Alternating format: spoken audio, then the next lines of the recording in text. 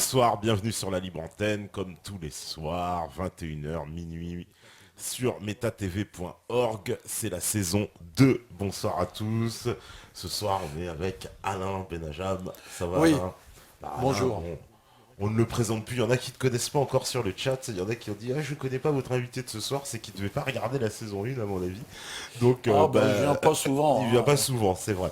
Alors, bonsoir à tous. Il y a Émilie, Canary, Kelkaji, Moadib, Frisky, Serval, Eleftheros, Coleria Virus, Astolf, Captain 4, Raoult, Alex B, Erwan, Caneda, Eredui, évidemment Vince et Fatou, Jean-Luc, Jérémia, Simon, Toréas, voilà, Pascal, appelle-moi Diego, et pas autrement. En tout cas, voilà, il y a Steph, Flo à la régie, ben voilà. On est bien sur la libre antenne, sur Meta TV. Ce soir, on va parler de l'art de la guerre. Ouais. Oui, alors, je sais pas si on a le droit de parler de ça, de dire que c'est un art. En fait, c'est un petit peu une provocation puisque on a beaucoup parlé du chinois, là, comment il s'appelle, de Sun Tzu, hein, Bah oui, à propos de l'action de Poutine en Crimée. mhm. Et bon, Sun Tzu, il a j'ai pas lu, hein, mais j'ai lu un certain nombre de ses préceptes. Ouais. Et donc, un de ses grands préceptes de Sun Tzu est de pouvoir gagner une guerre sans combattre, hein. Alors, Alors, pour attendre, juste pour rappeler, donc ce livre de Sun Tzu qui a été écrit il y a très longtemps. oui, 4e siècle avant Jésus-Christ, mais Voilà. il y a toujours des controverses avec les Chinois, on ne sait pas trop, mais on va dire à peu près au 4e siècle, c'est-à-dire à l'époque, en gros, de la Grèce classique, Voilà. hein, voilà. C'est-à-dire que déjà en Europe, on se battait aussi pas mal. Mais là, c'est l'époque de la guerre entre les royaumes. Tu vois, avant qu'il y ait le royaume King, Oui, le Qin. le Qin, Ouais, oui, voilà, alors, qui a donné la Qin, Chine le avec le Qin, premier oui, empereur. Ouais, le ouais, premier ouais. empereur. Ouais. Je ne sais pas si vous avez vu Héros, le film. Et puis, c'est lui qui a fait fabriquer ces soldats, tu vois, enterrés, qu'on a Oui, alors les retrouvés. fameux soldats qu'on a Voilà. retrouvés, qui symbolisent, alors chaque statue est différente et Et symbolise un voilà. soldat de l'époque, c'est un Voilà. sacré travail quand même. C'est un sacré travail. Bon, il était un petit peu mégalo, hein, le mec, hein, Mm. puis il s'est fait faire un tumulus énorme. Bon, enfin, lui, il a réussi à vaincre tous les autres royaumes. La Mhm. Chine était morcelée en différents royaumes. Il était, la langue aussi et les idéogrammes étaient un peu diverses, hein. Il a fait un type d'idéogramme identique pour tout le monde. Et donc Sun Tzu se demande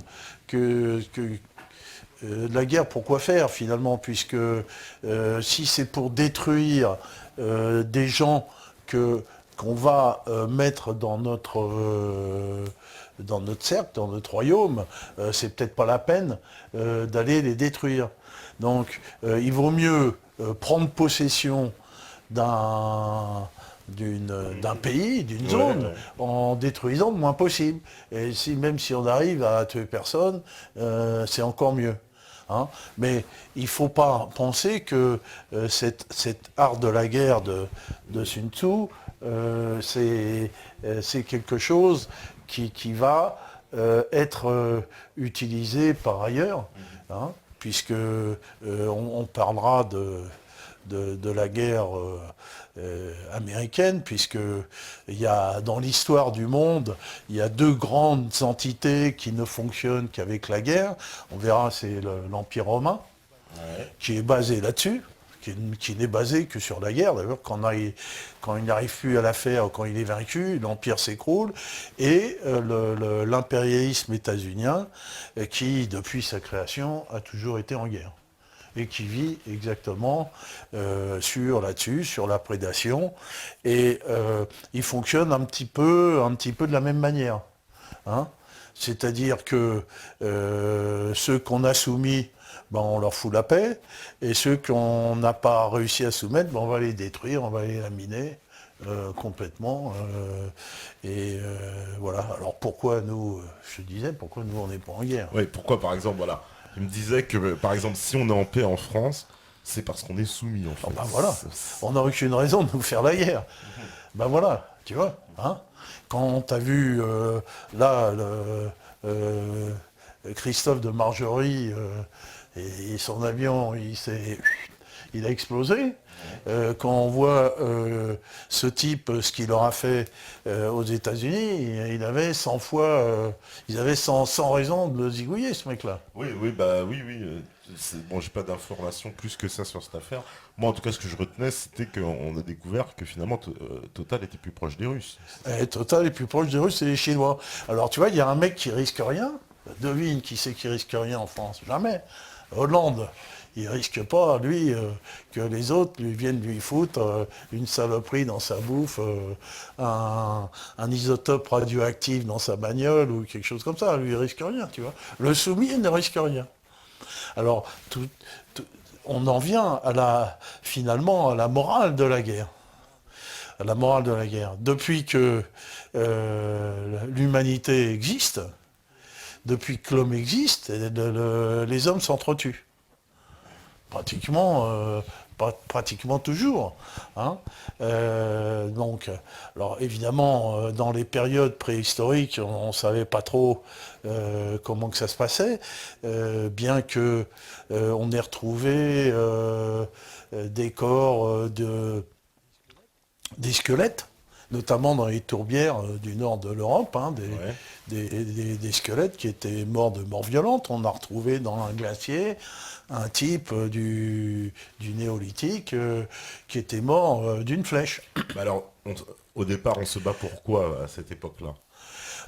À cette Pour un époque-là, territoire, on se bat certainement pour la possession d'un territoire, d'une zone et de quelque chose. On sait que j'ai fait une émission où ça fait, bon, je ne vais pas le rappeler, hein, tu vois, la deux zones de, qui séparées par le Dniepr, hein, le fameux Dniepr. Le fameux Dniepr, où à l'est du Dniepr, il y avait des pasteurs. Qui avaient domestiqué le cheval et qui venaient de l'élevage, hein.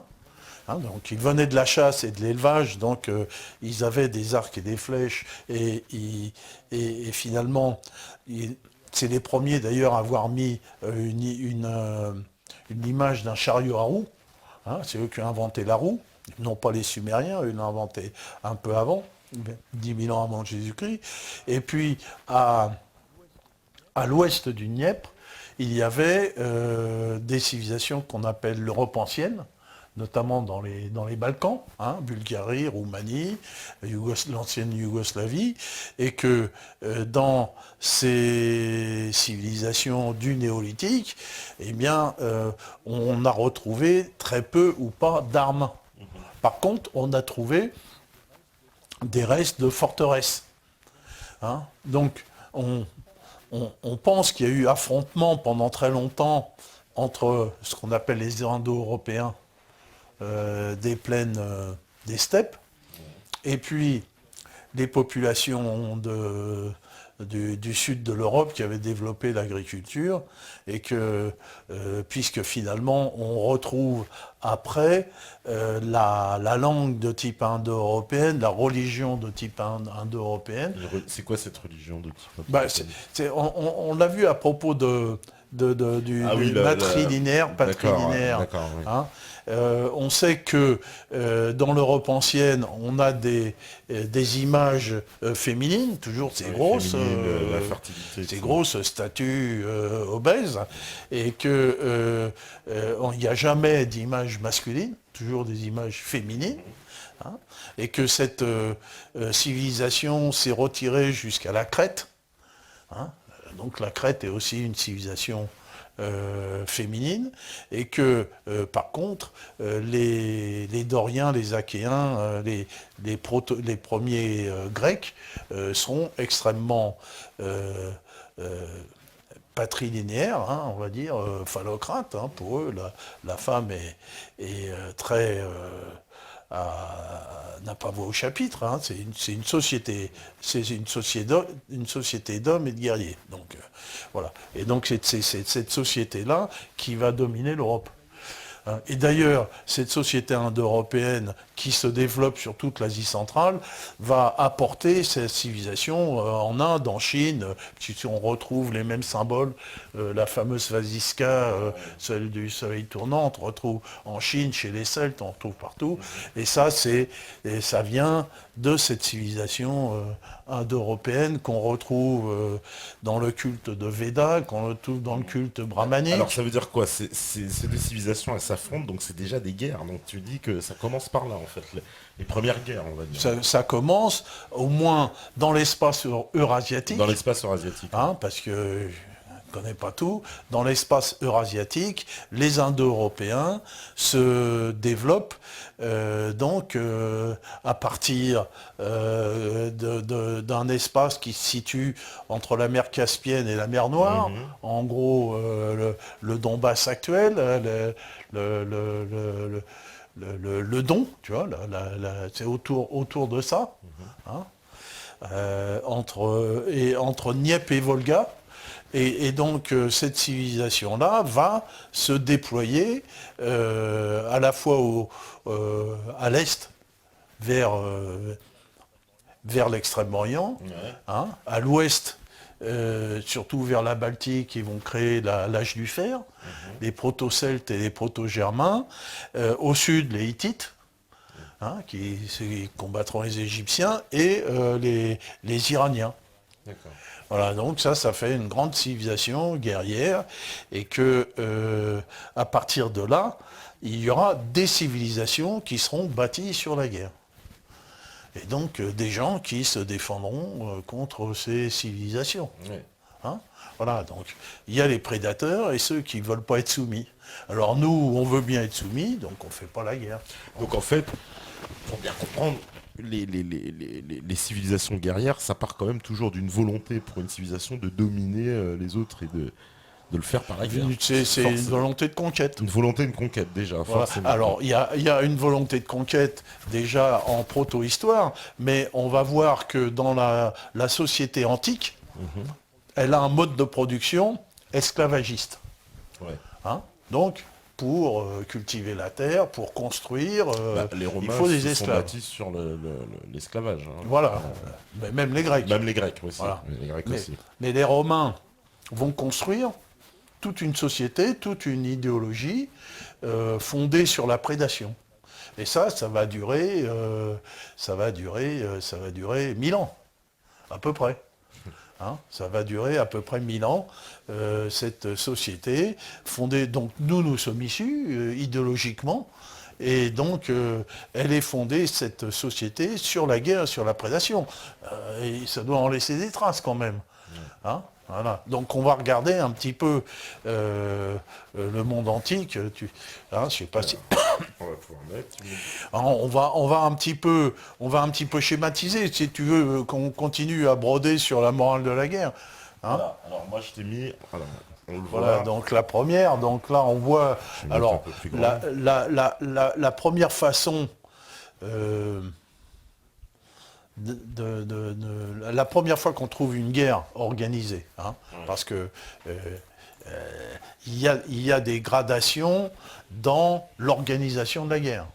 D'accord. Donc là, qu'est-ce qu'on voit? La première gradation, c'est qu'il n'y a pas d'organisation, ce sont des guerriers qui s'entrechoquent. Là, on voit, ce sont des hoplites. Alors, c'est la première organisation de la guerre dans le monde grec. Et donc, c'est l'hoplite. Et ça, ce type d'organisation guerrière va durer très longtemps parce que les Romains vont la reprendre rapidement. Alors, c'est quoi l'hoplite? Tu peux passer des vues suivantes, les 2, 3, 4. Alors c'est ça, c'est l'hoplite qu'on voit avec donc son casque. Donc, alors lui, l'hoplite n'est pas un guerrier individuel. Ouais. Par exemple, le Gaulois, lui, on verra, c'est un guerrier individuel. Oui. Bon, il s'en fout, il combat seul, il ne regarde pas les autres. Hein. L'Hoplite, lui, il combat dans une organisation bien stricte. Hein, donc donc ça c'est des hoplites de première génération. Il a un bouclier en bronze très lourd, il a son casque qui le couvre complètement, quasiment une armure, il a une cuirasse. Après ils vont s'alléger, il a des jambières qui vont le protéger. Et lui, il va combattre en ligne. Hein, tu prends la 5, celle-là, on va la passer. Donc on voit une organisation très stricte d'hoplites. Et donc ils ont des boucliers qui se mettent on va la mettre plus grosse. en écaille. Comment ? Voilà. Donc on voit, il y a un carré, donc ils ont des pics qui font 3-4 mètres. Ouais, alors là, ouais, on voit, ils ont des longs... Alors, c'est quoi cette espèce de... Il y a ceux qui ont les pics devant, et puis il y a les autres derrière. Oui, alors il y a plusieurs rangs avec les pics couchés, et puis derrière, il y en a qui ont des pics pas tout à fait couchés encore. On les voit, ouais. Parce que si la première ligne se fait enfoncer, derrière, il y en a encore. Il y a une autre ligne, voilà. Voilà. Derrière, il y a une autre ligne. Là, il y a une vue où on voit mieux comment les boucliers sont encastrés. Non, c'est pas celle-là. Voilà. C'est la vue 6-1. Ouais, c'est la suivante. Attends, voilà. Donc là, les hoplites sont épaule contre épaule. Et donc, les boucliers sont un peu en écaille. Ouais. C'est-à-dire qu'ils portent le bouclier comme ça et ils ont la lance comme ça, mais le type à côté, il a la partie de son bouclier, si tu veux, la partie de mon bouclier, il est comme ça, il est rond, et je protège aussi le type d'à côté. On voit bien là. Ouais, voilà, donc là on a une cohérence. Et alors, les hoplites combattent on va dire en famille. C'est-à-dire que les groupes comme ça, c'est des gens qui se connaissent très bien, qui vivent ensemble, et on dit que, comme les Grecs, ils sont plutôt portés sur l'homosexualité, on dit que les pères d'hoplites sont des amants. Comme ça, on fait attention à l'autre. Moi, j'ai toujours entendu ça chez les Spartiates aussi. Ça, je sais pas si c'est vrai, mais ça paraît cohérent. Ça paraît cohérent, on dit ça. Donc voilà, et donc il y a ces lignes d'hoplites. Alors la ligne d'hoplite avec sa lance et le bouclier. Le bouclier est aussi une arme. Ouais. Ça, il repousse avec le bouclier. Il repousse quasiment l'adversaire, ils le font tomber.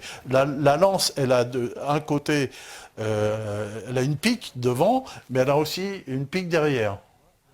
Tu vois, donc on peut piquer le type par terre, ou alors si elle est cassée, on peut la retourner. La retourner, c'est intéressant ça. Voilà.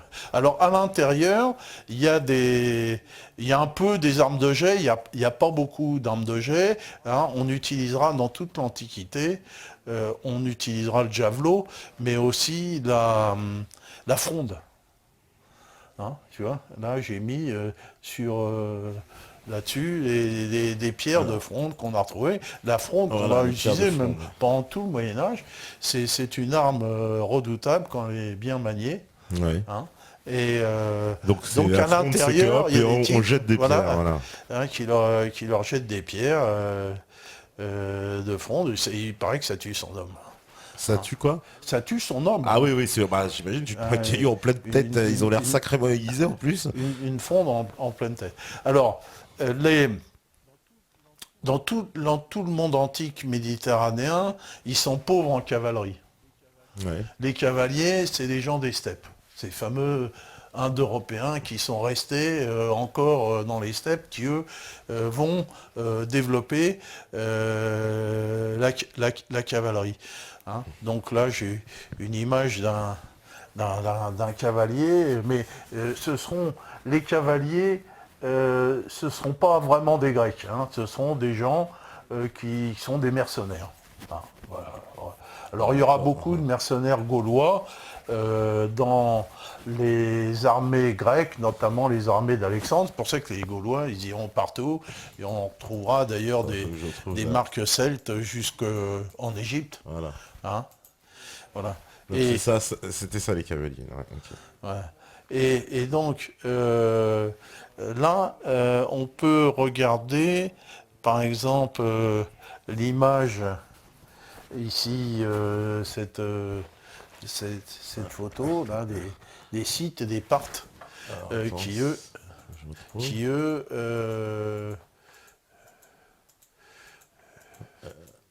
Montre-moi où est-ce qu'elle est. Voilà, Ça. voilà, si tu peux la mettre plus haut.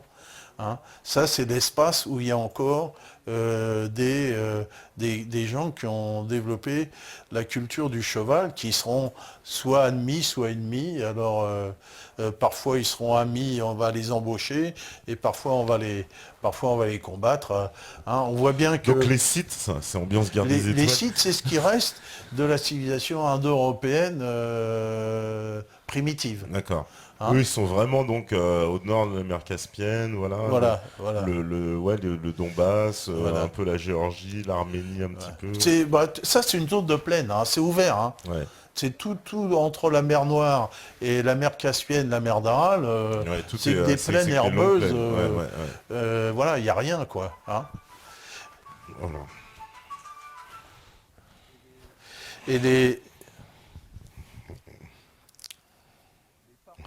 les parts en dessous, donc ce sont en fait des proto-perses, hein, et eux ils vont développer une cavalerie lourde. Donc je vais te montrer dans la vue. Moi, je te laisse téléphoner. Hein. Non, je l'éteins justement. On fait une pause. Non, pas du tout. C'est des gens qui m'appellent, ils savent très bien que je suis en émission.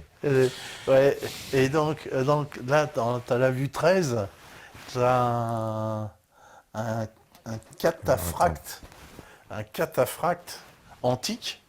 Alors lui, si tu veux, ça c'est cette tenue. Alors ça date de quand cette tenue? Parce que là il a l'air bien non. protégé. Tu vois, il n'y a pas de, il a pas de d'étrier. Hein, un cataphracte qui combattait soit contre les Grecs, soit avec les Grecs. D'accord. Donc Au choix. avant Jésus-Christ, et qui avait déjà une tenue très... c'était de la cavalerie lourde. Bon, enfin, peu importe. Bon, alors, là-dessus, on passe aux Romains ou aux Gaulois hein. Bon, on va passer aux Romains.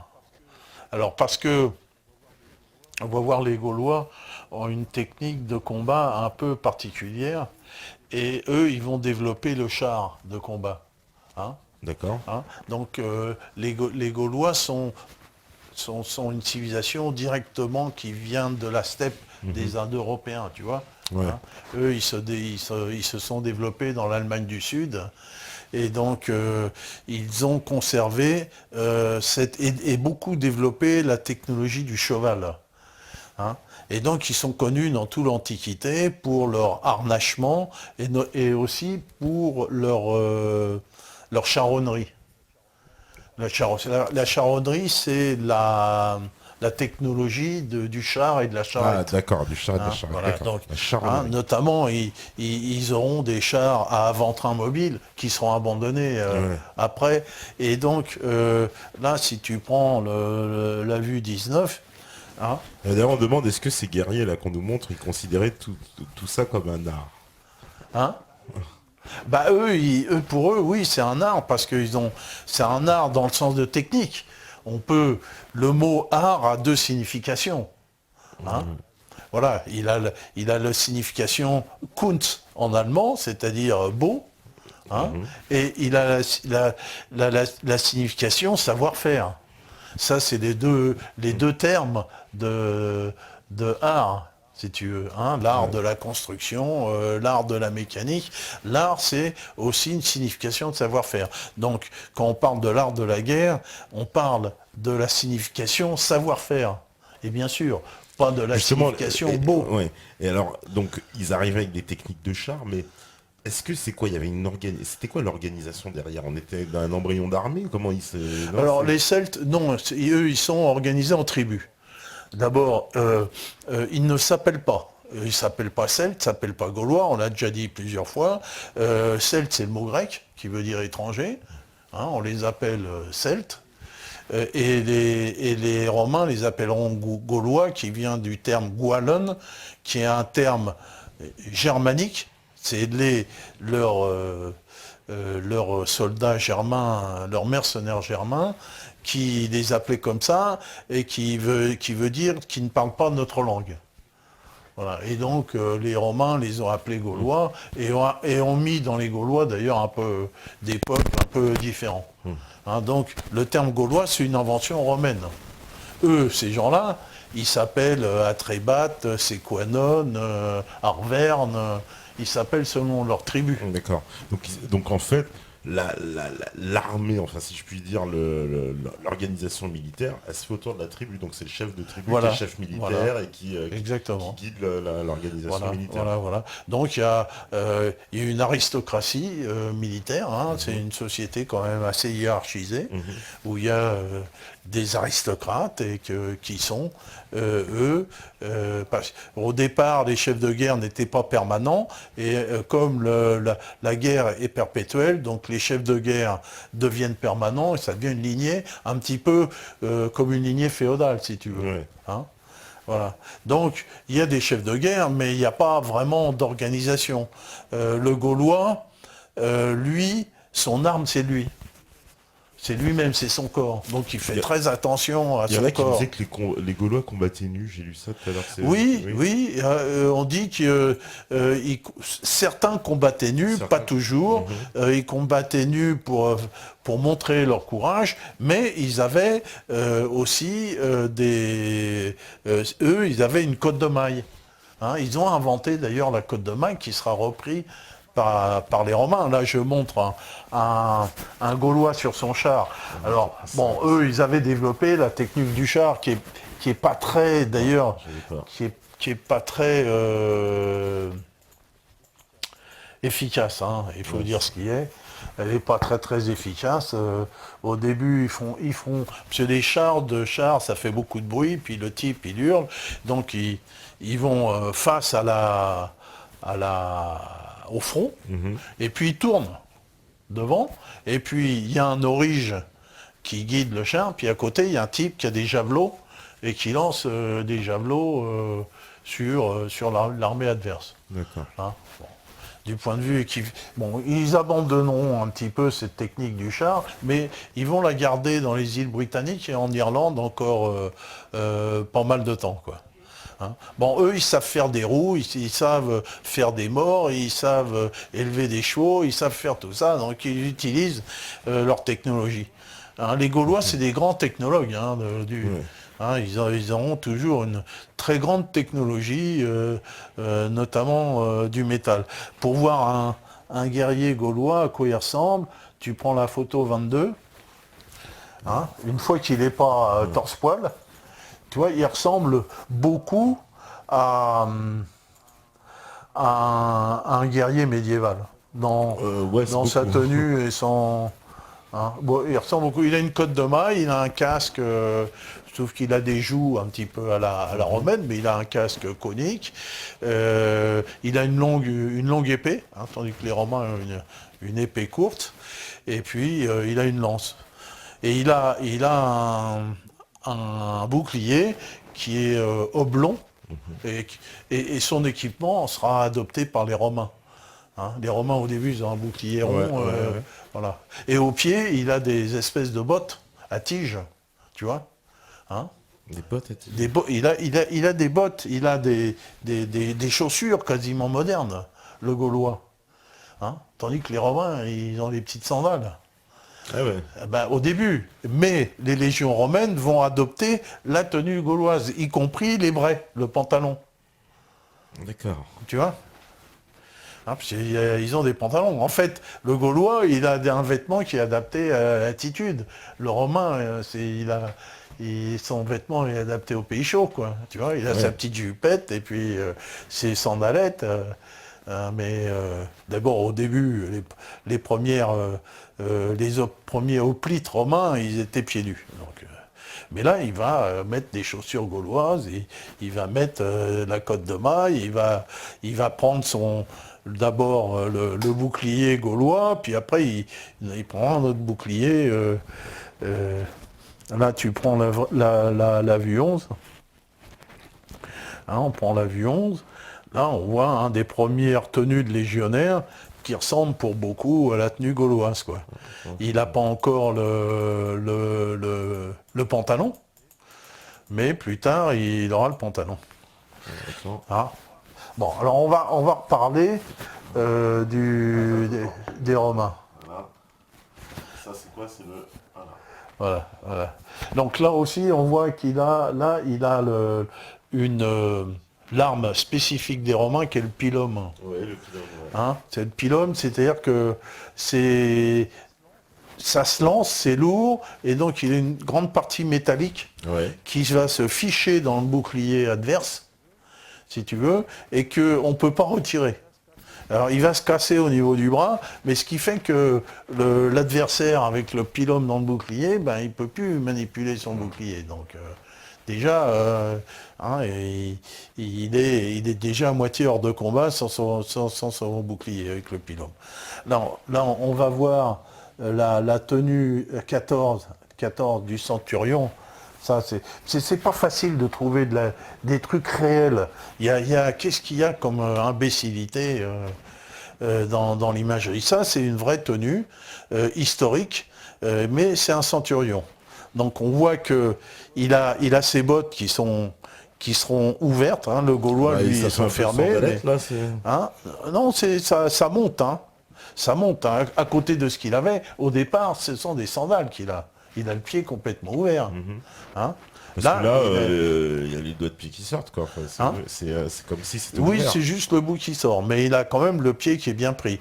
Il a le pantalon, les braies. Hein. Ouais. Et là, il a la cuirasse articulée qui aura à la fin de l'Empire. Hein.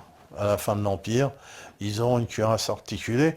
Là, j'ai retrouvé une autre image dans la 14-1. Hein. Mais là, il y a un truc qui ne va pas, c'est qu'il y a une contradiction entre sa tenue. Ça, c'est une tenue de l'Empire. Hein, de 2e, 3e siècle après Jésus-Christ. Donc on les reconnaît avec la cuirasse en lame de fer, qui est argentée pour pas que ça rouille, le casque avec le protège-nuque derrière, et puis surtout le bouclier extrêmement arrondi, enveloppant, donc ils peuvent faire la tortue, ils peuvent s'accroupir derrière, et donc la technique de combat, c'est derrière le bouclier, et dessous, avec le glaive, ils frappent toujours au même endroit, hein, ils frappent à l'artère fémorale ou au ventre. Okay. Tu vois, on lui apprend là où il faut frapper et tuer. Donc il frappe toujours au même endroit. On me dit, ouais, est-ce que justement les guerriers belges sont-ils assimilables aux Gaulois? C'est une bonne question, parce que tout le monde se la pose. En fait, les Belges sont celto-germains. Ils sont mi-gaulois, mi-germains. D'accord. Ils sont un peu des deux. Parce que les Celtes auront fait beaucoup de sociétés un peu mixtes, syncrétiques, avec les Ibères, avec les Ligures, si tu veux. Hein. Donc ils ont la religion des Gaulois, mais pour le reste, ils ressemblent plus à des Germains. Quoi. Voilà. D'accord, donc parce que c'est César, je crois, que dans la guerre des Gaules, qui dit que c'était les guerriers les plus valeureux. Oui, ils étaient les plus durs à vaincre par rapport aux autres. Ça, c'est vrai. C'est ce qu'a dit César. Mais la Belgique, elle commence au nord de la Seine. Hein. On a vu avec notre ami sur Romain. Oui. Hein. Donc là où il y a Saint-Denis, c'est là la séparation entre les Parisis et les Belges, Et les Belges, ouais. voilà, au nord de la Seine. Bon. Après, c'est les mecs du 93, quoi. Voilà. Donc la technique des Romains, on va regarder, donc eux, regarde la 12, c'est la révolution de la manipule. Donc avec ça, ça va durer des centaines d'années, et ils vont gagner toutes les guerres. Hein. Alors que, donc on voit la ligne, au départ, ils sont hoplites comme les Grecs. Hein. Ouais. Donc ils sont emboîtés les uns dans les autres, mais ils n'ont pas de flanc. Et les hoplites, si tu les prends par derrière, excuse-moi du terme, Surtout pour des Grecs. surtout pour les Grecs, ils sont foutus. C'est comme ça d'ailleurs que les Romains vont les battre. Hein. Alors, eux, on voit ici, chaque carré, c'est une manipule. Mhm. Hein. Et donc, une manipule fait deux centuries, et donc il y a 2 centurions. Et, Ça veut dire quoi, 200 mecs? ouais, Ça, ça un fait à peu centurion, près, il y a 100 personnes. voilà, à peu près. Il y a 13 rangs ou quelque chose comme ça. Et donc, ils sont mis en quinconce. Mais chaque manipule est mobile. C'est-à-dire que les manipules, elles peuvent se retourner, elles peuvent aller à droite, elles peuvent aller à gauche, elles sont autonomes. Hein. On verra ça, l'autonomie, avec la révolution des corps d'armée, justement fait à la Révolution française, et qui sera conservée par Napoléon, et qui feront donc la mobilité des corps d'armée dans les batailles, chacune est commandée, et donc... et chacune est autonome. Bon, donc là, chaque manipule est autonome et mobile. Hein. Elle peut se retourner, et donc si on attaque par derrière, voilà. Donc là, devant, donc, il y a les Veltes. Donc les Veltes, c'est la valtaille. Hein. Et eux, ils sont chargés en général, ils ont des javelots et des frondes. Hein, donc ça, c'est le début de la bataille. Eux, les Veltes, ils balancent sur l'ennemi qui arrive. D'accord. Hein, voilà. Et après, eux, ils vont passer entre les espaces, et ils vont se mettre derrière. Tu vois? Et donc, là, la première ligne sont les Hastati. Alors, au début, quand il y a le service militaire obligatoire dans la République romaine, les Hastati, c'est les plus jeunes. Les Principes sont les gens mûrs, et les Triarii sont les vieux, ceux qui ont de la bouteille. Hein, voilà. Hein, et donc il y a un proverbe romain, quand on dit que quand on arrive aux Triarii, ça veut dire qu'on est foutu. Ah bon? Bah oui, parce que alors comment que ça fonctionne? Donc eux, les Veltes, ils ont balancé leur truc, ils se mettent entre les deux, ils se mettent derrière. Bon. Donc les Hastati sont la première troupe de choc. Hein, mais à chaque fois, donc il y a plusieurs rangs, à chaque fois qu'il y a un rang qui est mal en point, hein, il va se mettre derrière. Tu vois?